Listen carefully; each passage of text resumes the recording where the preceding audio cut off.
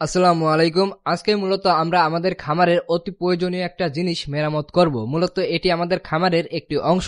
এটি আমাদের খামারের অনেক কাজকে সহজ করে দেয়, তাই এটি ঠিকঠাকভাবে রাখা উচিত। এতক্ষণ ভোরে আমি যে জিনিসটার কথা বললাম সেটি হচ্ছে আমাদের খামারের ভ্যান গাড়ি। তো এই ভ্যানটিকে খামারের অংশ বলার কারণ এই ভ্যানের মাধ্যমে আমরা প্রতিদিন খামারের জন্য ঘাস নিয়ে আসি। তাছাড়া খামারের যে কোনো জিনিস এখান থেকে ওখানে নেওয়ার ক্ষেত্রে এই ভ্যান ব্যবহার করা হয়। মূলত যে জিনিসের কামাই খাওয়া হয় সেই জিনিসের যত্ন করতে হয়। তো সেটিকে কিভাবে আমরা নিজেরা মেরামত ও পুনরায় ব্যবহারযোগ্য করে তুললাম, ভিডিওটি দেখলে সেটি বুঝতে পারবেন। ভ্যানটি দীর্ঘদিন ব্যবহার করার ফলে এটি এখন প্রায় অচল হয়ে গিয়েছিল। ভ্যানটির 3টি চাকার একটা চাকাও ভালো নেই, প্রত্যেকটা চাকা নষ্ট, এবং ভ্যানের যে বডি সে বডিটাও নষ্ট, পুরা বডি নষ্ট হয়ে গেছে।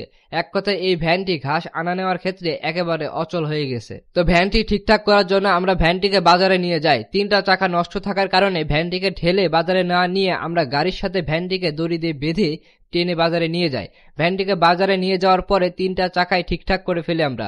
তারপর ভ্যানটির পুরান বডি ফেলে দিয়ে নতুন একটা বডি লাগাই।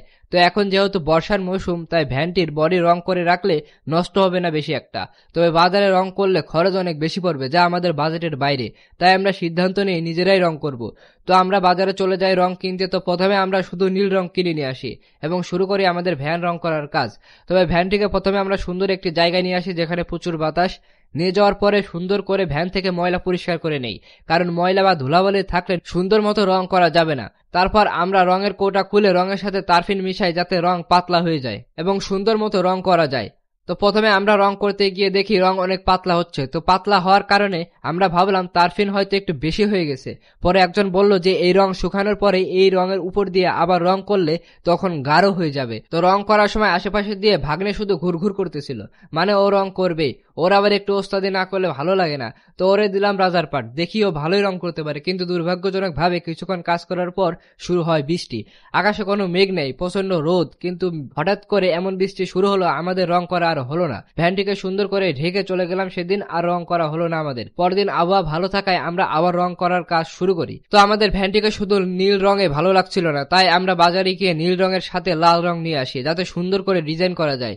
ভ্যানের উপরে ডিজাইন করে আমরা আমাদের পেজের নাম লিখতে যাই, কিন্তু আমাদের পক্ষে তা আর সম্ভব হয়ে ওঠে না, তাই আমরা পুরো ভ্যানটিকে নীল রং করে দেই। তো আগের দিন আমরা যে শুধু নীল রং করেছিলাম তার উপর দিয়ে পরের দিন আমরা আবার রং করে দেই। তখন দেখি রং অনেক গাঢ় হচ্ছে। তারপর আমরা ভাবি যে ভ্যানের চারপাশে লাল রং করে দিব। তো নীল রঙের উপর দিয়ে লাল রং করতে গিয়ে দেখি নীল আর লাল মিশে অন্য একটা রং হয়ে গেছে।